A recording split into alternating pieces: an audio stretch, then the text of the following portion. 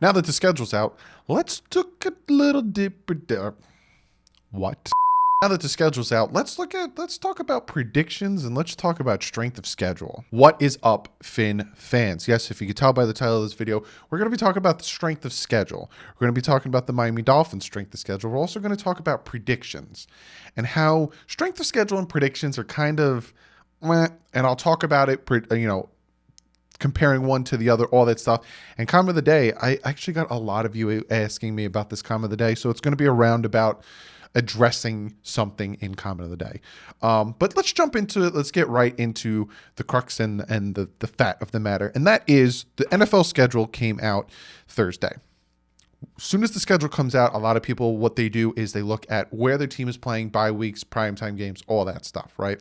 Also, fun fact, I kept calling the New York Jets the New York Giants because I just call the Jets, and I call the Giants the New York Giants. I don't know why my brain does that. And also, I think one time you guys pointed out that I called the Raiders the Chargers.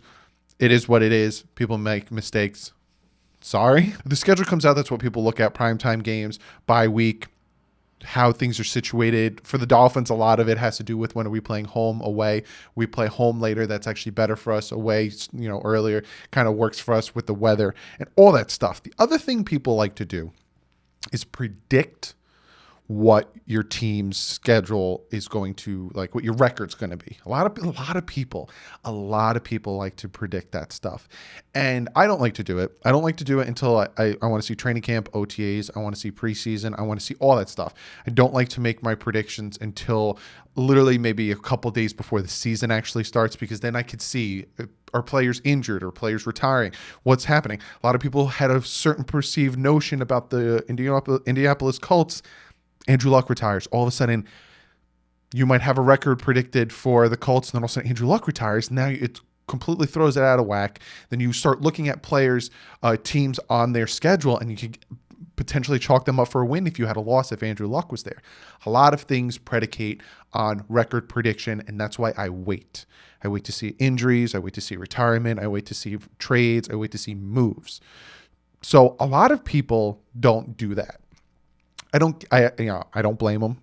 Get on that hype train. Schedule comes out. You make a schedule video like everyone does. You make a schedule episode or schedule, show on your network. Then you start predicting, hey, they drafted these players. They signed these players. They're going to do great. They're going to be fantastic, or they're going to suck. And 9 times out of 10, you're wrong. You're wrong. And that's the first thing I want to talk about. Predictions.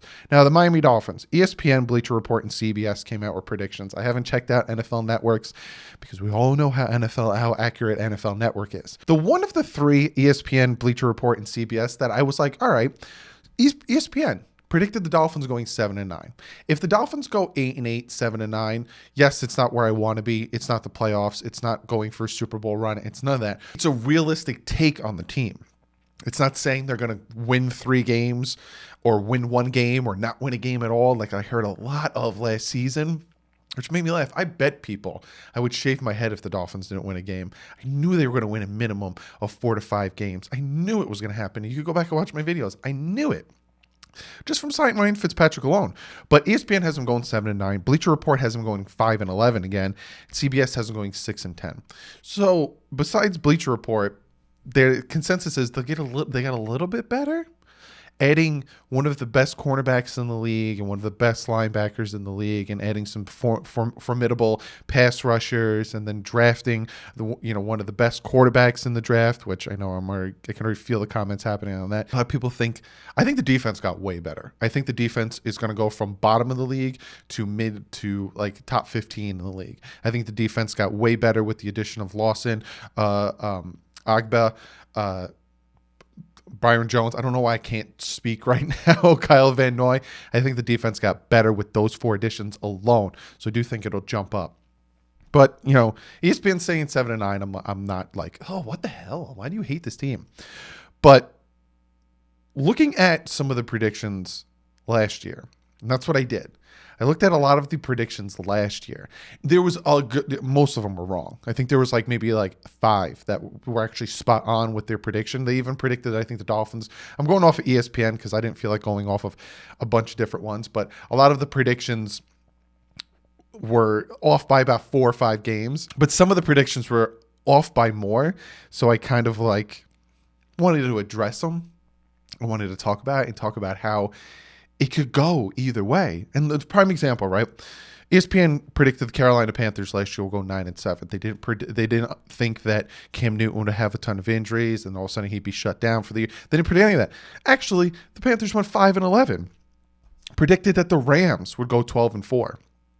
Ended up going 9-7. Still a pretty good, productive year, but nowhere near the 12-4. Predicted the 49ers would go 8-8. 49ers sucked in 2018.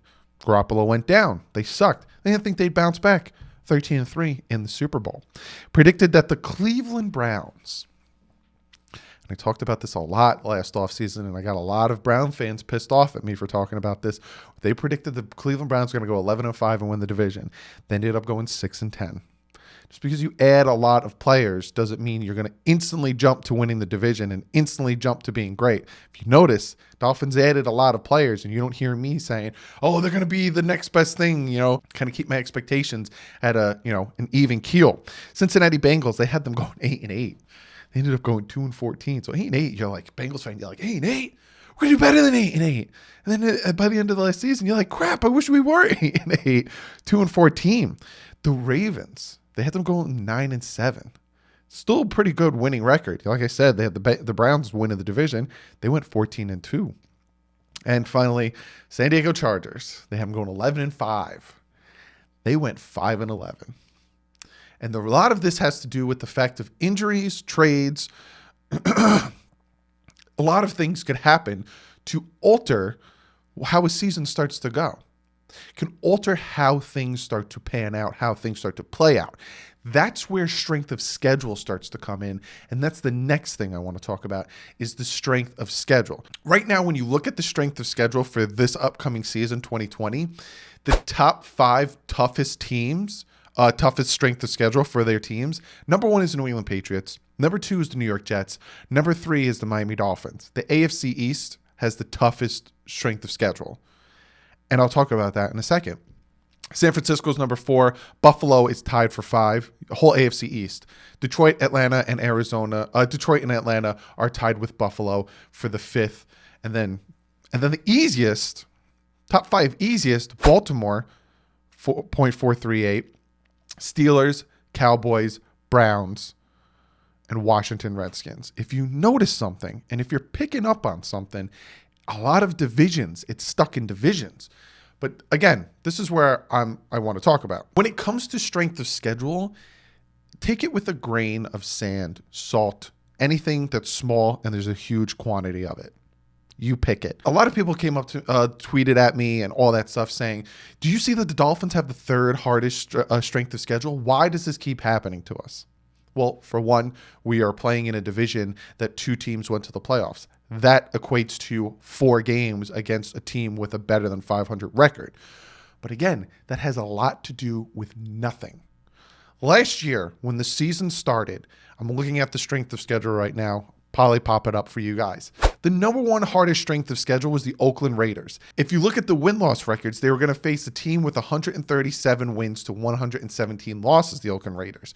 But when we go to week 15, their strength of schedule dropped so drastically to a 0.48, and they're facing teams that are 87 and 94 altogether. So they went from a projected facing teams of 137 wins to 117 losses, over 500 win percentage, to a losing percentage of 87 and 94. So when the season started, Oakland, Denver, Jacksonville, Houston, and then the Bears had the hardest schedule. Come by the end of the season, Buffalo, Jets, Minnesota, Tennessee, and Giants had the hardest schedule. See how it flips? It completely flips on its head. And the easiest schedules were supposed to be the Redskins, the Patriots, the Rams, the Jets, and the Giants. Giants and Jets ended up having one of the hardest schedules when they started the season as having the easiest schedules.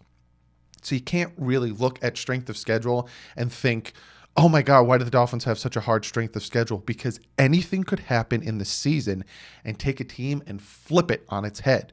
Andrew Luck retiring, Todd Gurley dealing with chronic knee injuries, name it. a big star on this team all of a sudden starts to crumble and the team starts to fall. Cam Newton's injuries can completely change the trajectory of a team and how they will start to play.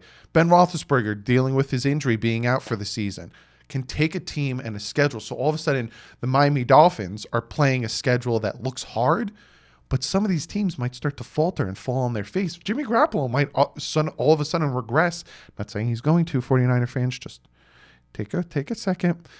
And all of a sudden, that could be an easy game for the Dolphins. By the time the 49ers play the Dolphins, they might have a ton of losses. All of a sudden, people are like, hey, Dolphins have a better record than the 49ers. Maybe they'll win this game. Anything could happen. And the other thing I wanted to talk about is a lot of people say, why does this team have such an easy schedule? Or why does this team get to play this, and that? Why does the NFL keep giving the Ravens, the Patriots, or whoever you want to say, such easy schedules? Like I said, the strength of schedule right now, as of today, the Baltimore Ravens have the easiest strength of schedule, for 0.438. Steelers and the Browns, 2 and 4. Why, Doug? Why do the NFL do this? Set them up for success? They don't. A lot of these schedules are already predicted for the future. I know who the Dolphins are playing in 2021 and in 2022. I already know who they're playing. Just so happens this year, the Dolphins are playing the AFC West and the NFC West, who the NFC West had 3 teams with over 500 records. The AFC West only had one. No, sorry, the NFC West only had... Yeah, the AFC West only had 1, and they're playing the AFC East, which has 2. So you take 8 games out of that schedule playing teams over 500. That's why the Dolphins have such a hard record. Whereas Baltimore, they're not going to be playing harder divisions.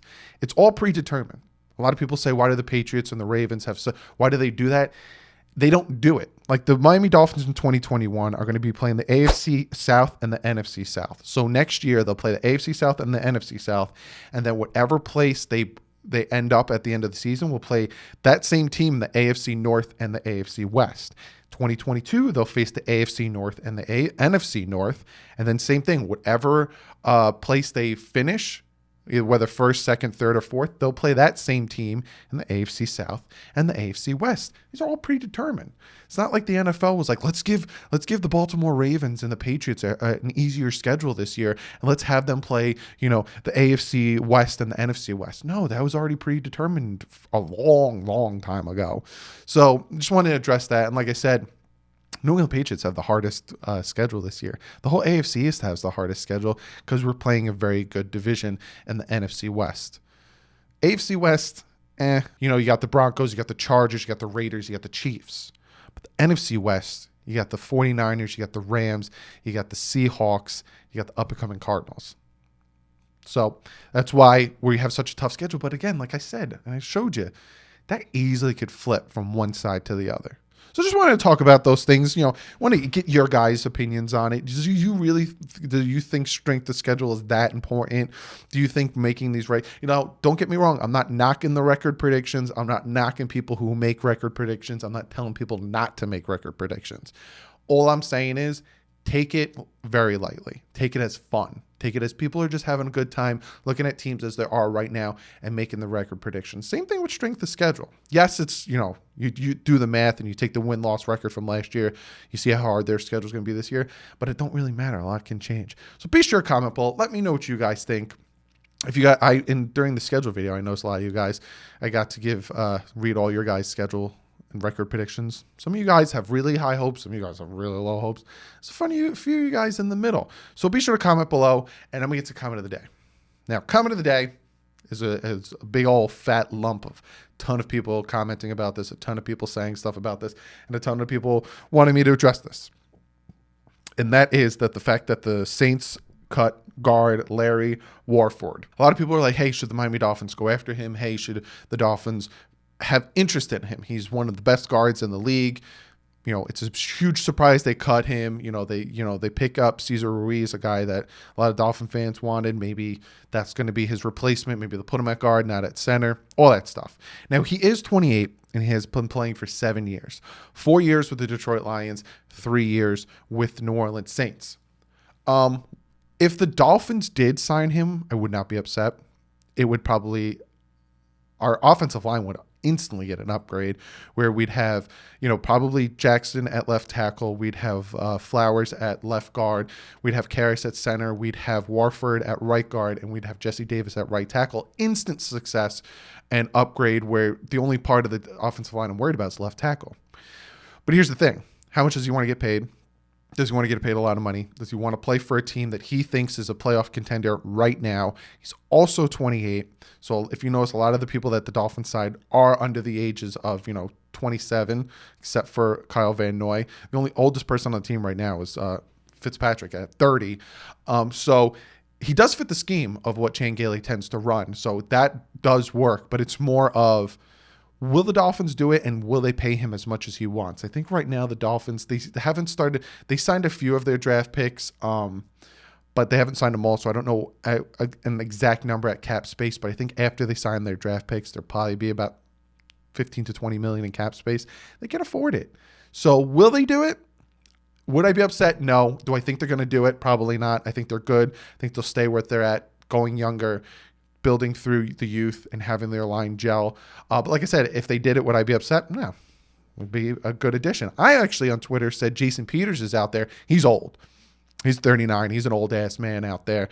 But I wouldn't mind signing him for a one-year vet minimum, $2 million, and have him help Jackson. If Jackson starts to struggle, you put Peters in there for a season just so Fitz doesn't die getting hit on his blind side. But yeah, I wouldn't hate that. I wouldn't hate that at all. But yeah, like I said, Warford, if they do, cool. Line instantly got upgrade, but I don't see it happening. I'd be surprised if they did. You get a video if they did. But yeah. Thanks for the comments, everybody. But other than that, be sure to follow me on Twitter. If you guys noticed, this video is coming out super, super, super late. I put a poll out. I was super busy today, and I asked, do you guys want it today or do you want it tomorrow? You guys said it late tonight, so you're getting it probably about like 1:32 a.m. So technically today is Mother's Day. And before I get into the other of my spiel, just want to say to all the mothers out there, happy Mother's Day. Hope you guys enjoy your day. It sucks that we all can't be together because of what's going on. But enjoy the day. People will probably drive by, honk, give you FaceTime calls, all that stuff. So to all the mothers, to all the people that are watching, if you are mothers, happy Mother's Day. And I hope you enjoy your day. But yes, like I said, be sure to follow me on Twitter. As soon as news breaks, I tweet it out, all that stuff, Instagram. Be sure to go follow me there. Also, check out the Bit Boys. I'm working on some big things for the Bit Boys. I have a ton of time to do it. So be sure to check out the Bit Boys. You like what you see, hit the subscribe button. If not, don't feel like you need to. Give this video a thumbs up. I got a ton of videos planned for you guys. A lot of videos I have planned for you guys is some of the things you're talking to me about. Hey, Doug, what do you think about this? And I'm like, it's a good idea. I'm going to make a video about it. Like the strength of schedule, like the predictions. I have a list. Where's my list? I have a list of video ideas. That Ricky Williams video is being made. I have my notes. I have a ton of notes from my Ricky Williams video. I have more notes that I'm going to do because people have such a perceived notion on him. So be sure to give this video a thumbs up because I have a ton of content ready. You like the content, all that stuff. Be sure to check out DolphinsTalk.com. Great site, great Dolphin content. So be sure to go over, check it out. Hit that subscribe button so you know when my videos come out. Be sure to also hit the bell so you know when my videos coming out. This upcoming Saturday, I will be going live 1 p.m. It's going to be a ton of fun. I'm also going to go live probably Wednesday. Sometime this week. I haven't decided. I might go live twice this week. I haven't decided, but definitely Saturday, 1 p.m. like I do every other Saturday. But other than that, I'll catch you with the next video. It will be the depth chart video. I promise you the next video will be the depth chart video. Either on Monday or Tuesday, you'll get the depth chart video. But like usual, stay classy. Fins up.